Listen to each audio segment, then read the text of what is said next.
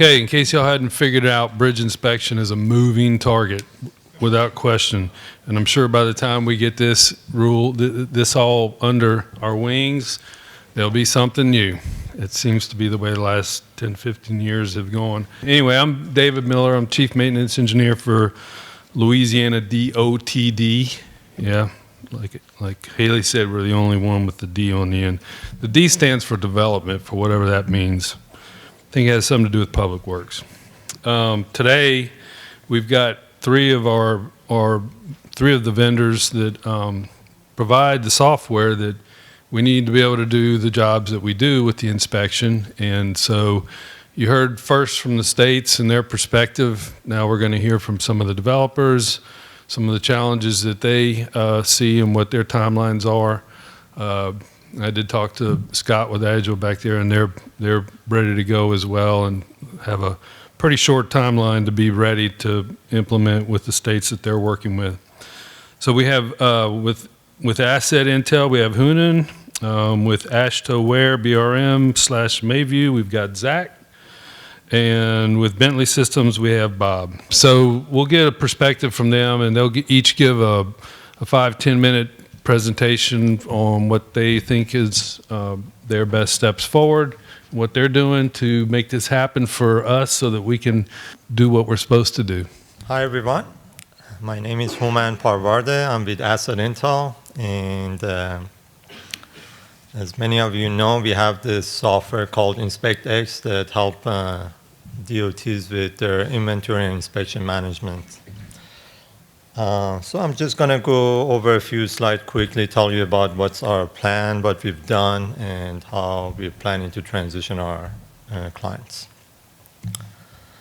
So the topic is that the new coding guide is out, SNBI is out, so what we're going to do about it. So we've been working actually for the past 20 months on our software InspectX, and we came out with a new version about a couple months ago. And the new version is fully compatible with the SNBI and the new coding guide. It has all the data fields, data tables, and inspection forms pre-configured, and basically clients can utilize those. Everyone went through a transition period, so I'll be very quick. Well, it came out in May 2022. In July, toward the end of July, FHWA released their data crosswalk. In October, FHWA is planning to release the data submittal for schema and validation. Next April, FHWA is coming up with the transition tool, the one that Larry talked about a little bit. And in October 2024, FHWA is planning to come out with the NBI Next Gen software just for the data validation section. March 2025 would be the last year for data submittal based on the current coding format. And March 2026 would be the first year that FHWA expects states to submit data based on the SNBI format.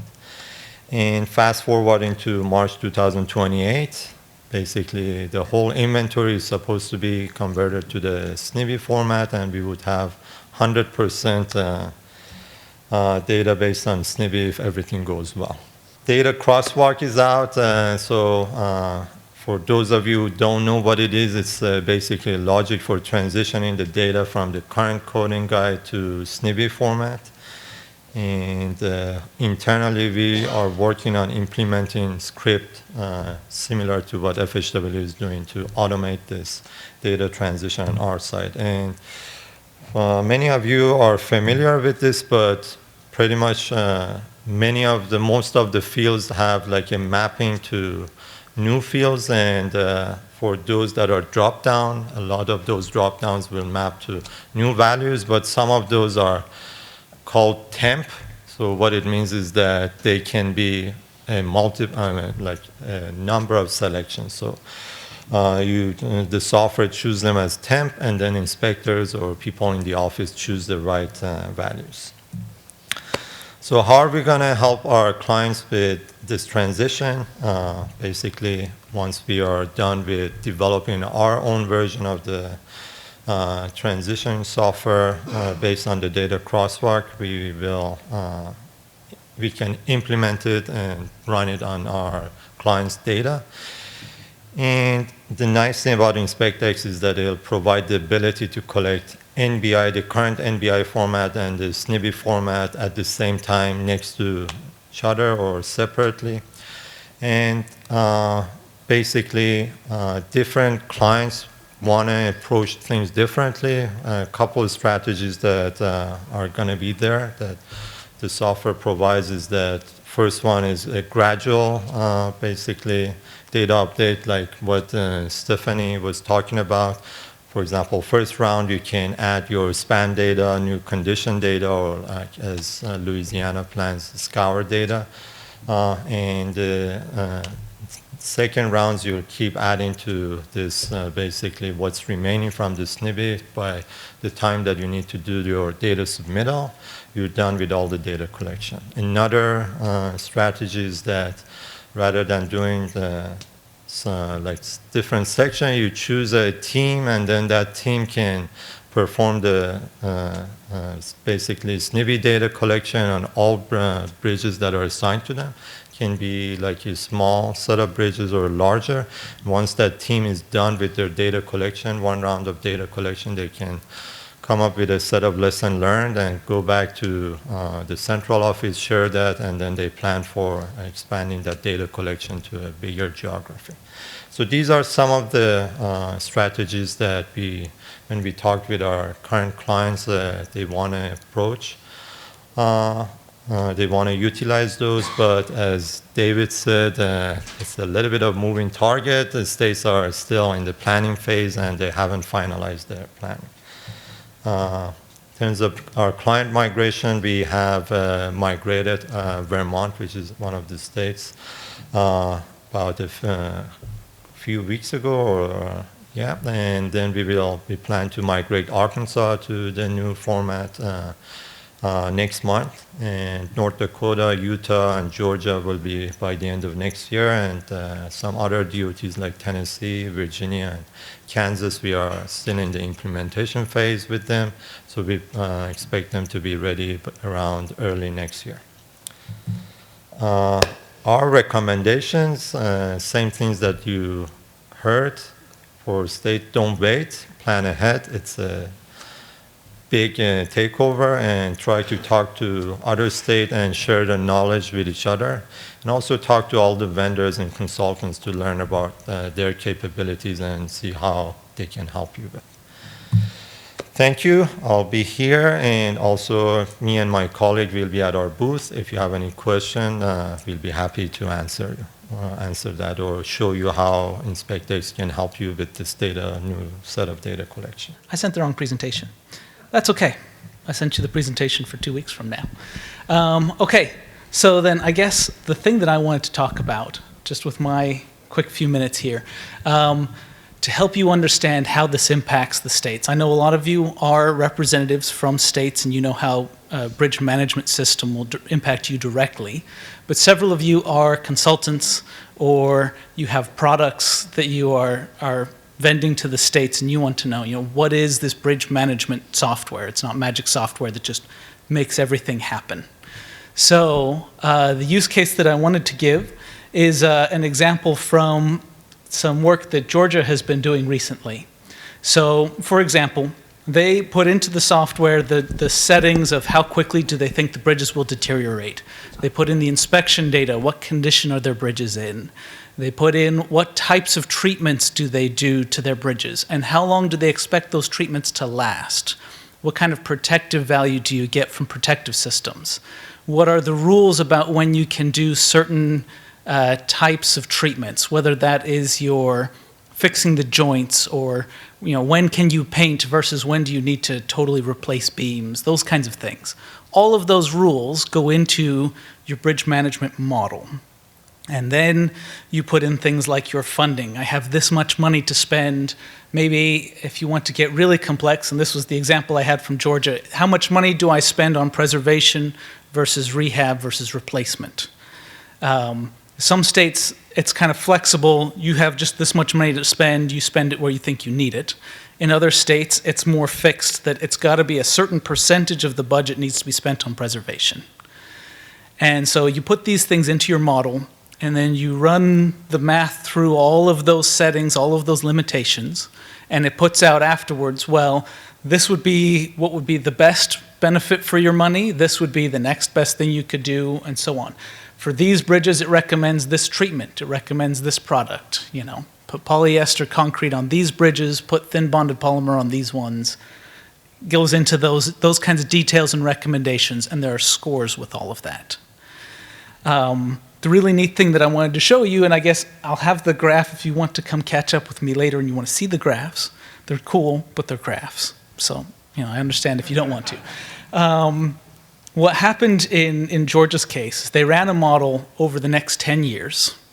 And they were looking at, based on our current settings, based on the projects we've picked for the next few years, and then having the computer pick projects for the next 10 or so, what condition does it leave things in?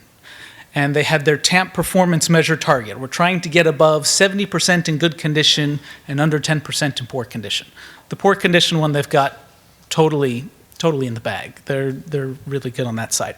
The 70% good, it looked like, you know, the graph showed that, yeah, it's going to stay above the 70% over that next 10-year window. We'll be fine.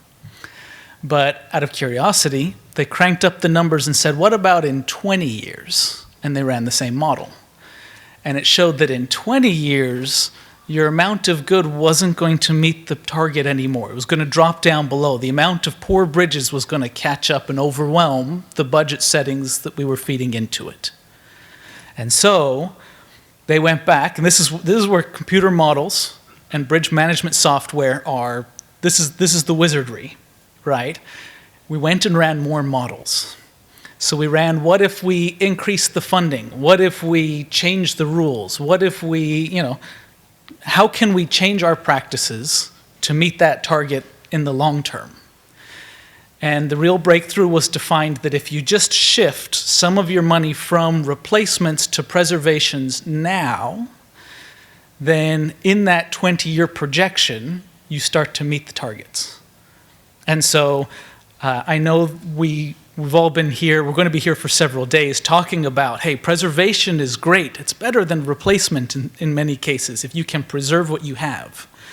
But in this case, with Robbie's models, we were actually able to see that sure enough, if we move budget from rehab or from replacement over to preservation, you can see long-term in the 20-year projections that we're meeting those targets. And so I think you guys actually implemented that, right? You actually changed the budget long-term. Like that's...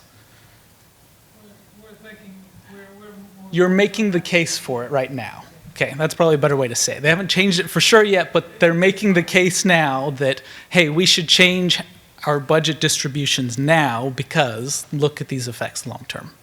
So I have that graph to show you. Come meet with me afterwards and I'll show you the neat graphs. Sorry I didn't have it here to share right now, but catch up with me. Hi, I'm Bob Clemens with Bentley Systems. I'm going to talk about asset-wise inspections. That's our inspection product, which we'll be enhancing for SNBI.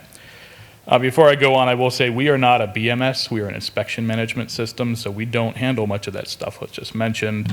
But we do have a lot of enhancements coming for SNBI, so I'll cover those, or overview of those in a second here. So I did also put the list here, but I really just intended to bold out a couple of them near the top there. Those are the ones that we're basically waiting on. October will be the last big group of data incoming that we need to start populating the rest of our system. We already have work underway on the other two. So forms and fields, we do have drafts of those created already from the draft, but we do need to have some revamps of them since the finished rule change was published.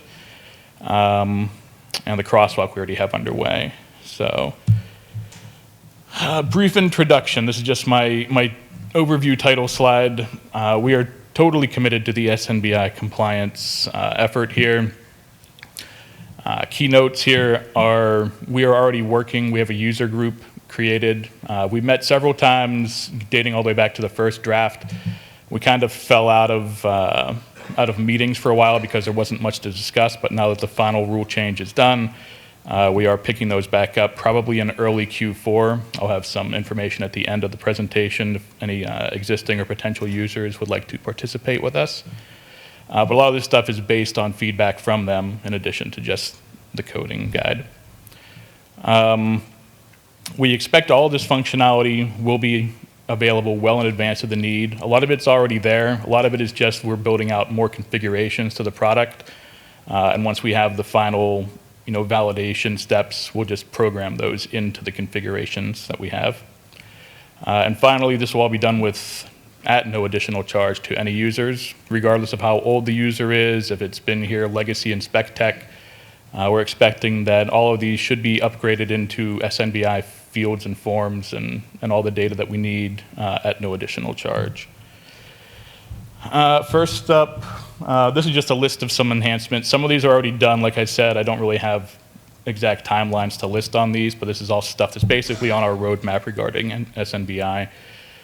First, we do have to make some changes to our forms designer itself. It's already configurable, but we have to add a couple more pieces that just never were used before. And of course, we are pre-populating everything with the SNBI definitions of new fields, forms, printouts, and everything that we may need. We did receive some negative feedback about our previous mobile app, so we do have a new mobile app already in the store. Planning to have it rolled out to any user who wishes to use it in advance of SNBI. This supports all field data collection. Probably next quarter, we'll start working with any users who wish to configure this for their sites. These are some enhancements supporting the extended inspection intervals.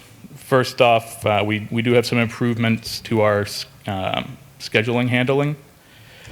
We also are integrating reality data and IoT to make it easier to monitor current condition between full inspections. There's a screenshot of something, and that's early days, but we plan to have full integration between basically our digital twin platform and asset-wise inspections. These are some other generic back-end enhancements. This is a lot of the meat of SNBI. It's obvious stuff we're going to have to add. So our migration tool we have underway, enhancements to users and qualification management, and configurations to our new extraction. That's basically what you would generate the NBI tape from or the SNBI submission from, and our error checking. So those tools are expected to be user configurable as well. So if an agency had additional validations they wanted to include, those will just be add-ons to it. In the past, we were only able to support that through custom error checking, but this will be all in one package, SNBI plus your user or agency-defined ones. So to wrap that all up, the first bullet point is really my first slide again. We're definitely committed to this. We are all in on development, on creating all of these, and I think we do have an SNBI demo site created. So if you do join any of the user group meetings, that's the site that we're referencing. We can show it to you live with the latest and greatest. Again, there's no charge for the upgrades, so no projects are required here. We're planning to have it all out of the box built into the product. Our new mobile tool, or mobile application, already exists. We do just need to have some configuration made, so Q4 we'll be looking for that.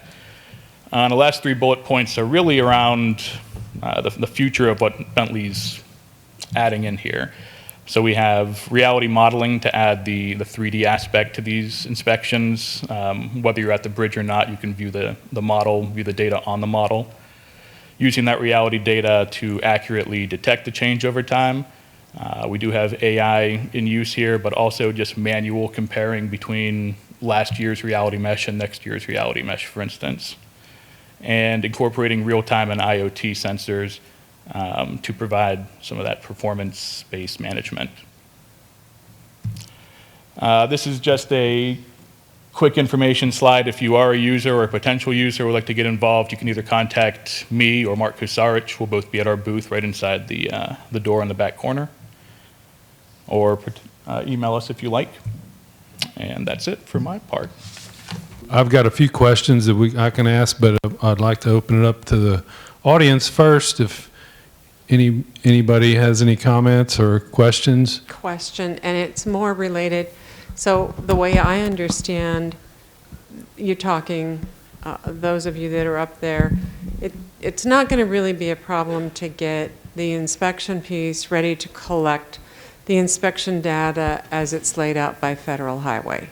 Is that pretty safe to say? And I mean, that's not... We'll just go in order. My question would be, how is that going to impact, especially like Zach was talking about, you know, when you start doing all of the modeling, now you're working with like a different kind of, some of those variables that you put in are going to be different. And how much of a challenge is that going to be?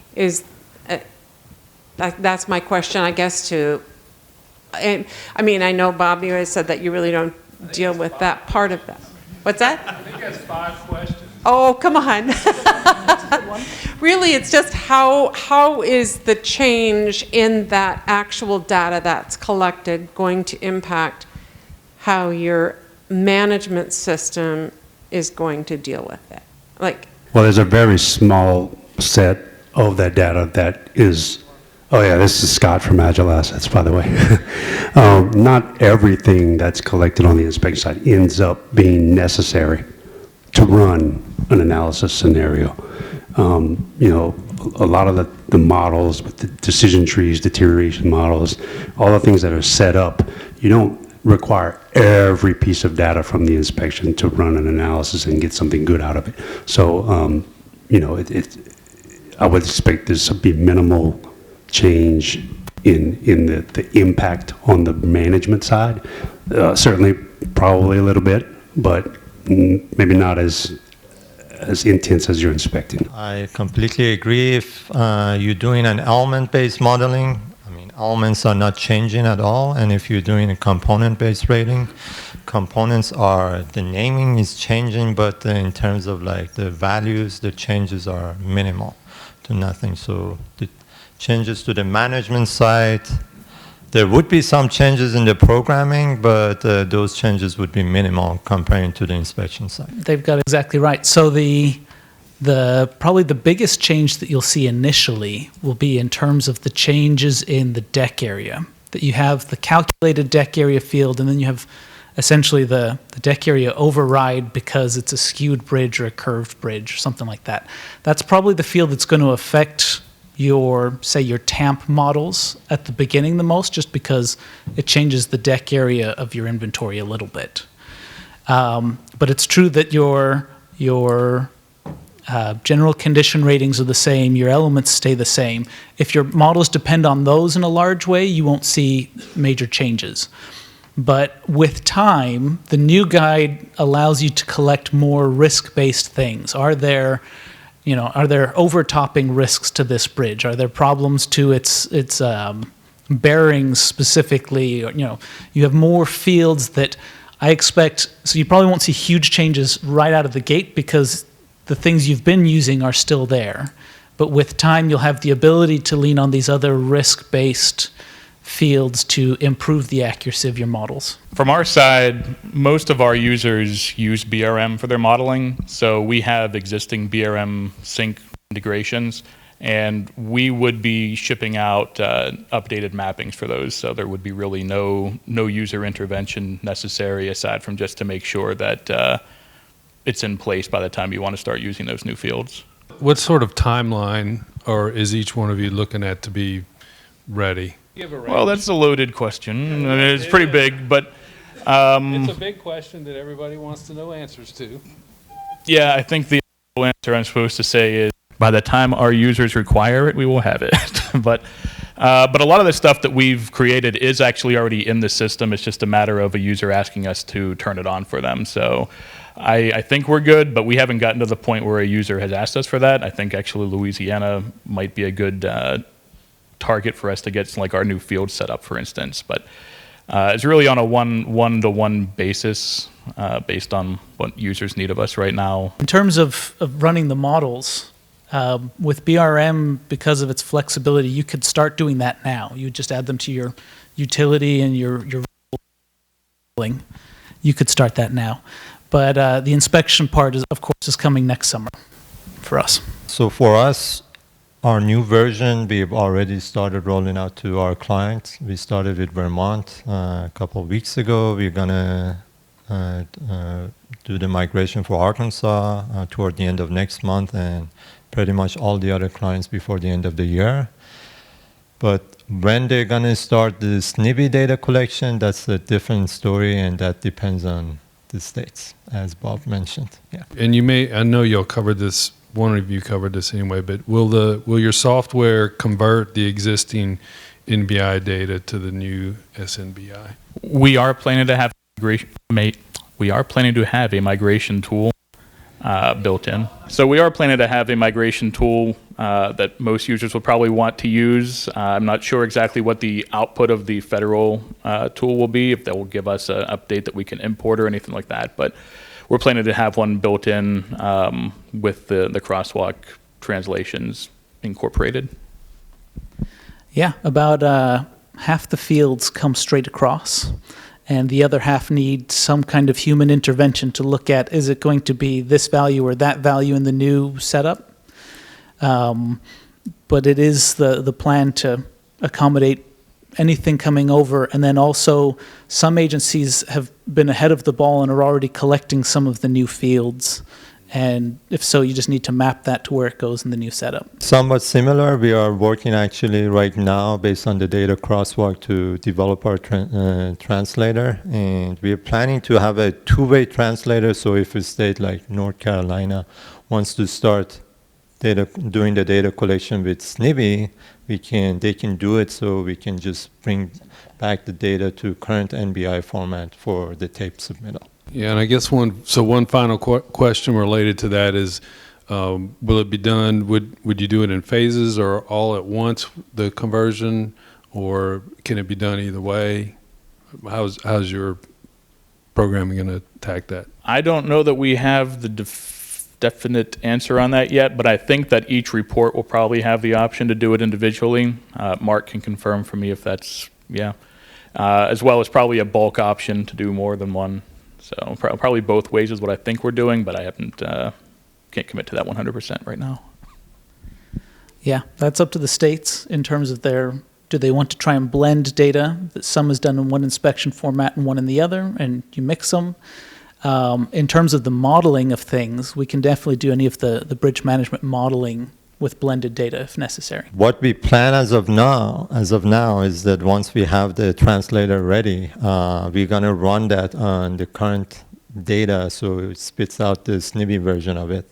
And on a need basis, the state can ask us so we can run it again. So as they collect more data, so they can always have their latest version of data based on the SNBI format. Just to chime in one more time, I'm just going to mirror what those guys said. So much of this is driven by what the client wants and what their plan is. So it's just the communication, developing translators and things like that. It's just programming. So we have all that in place, but it's really driven by what the client wants, what our agency clients need, and what they see as the next couple of years. Thank you. The preceding was produced by the National Center for Pavement Preservation. More information can be found on the web at pavementpreservation.org. Additional support provided by Michigan State University.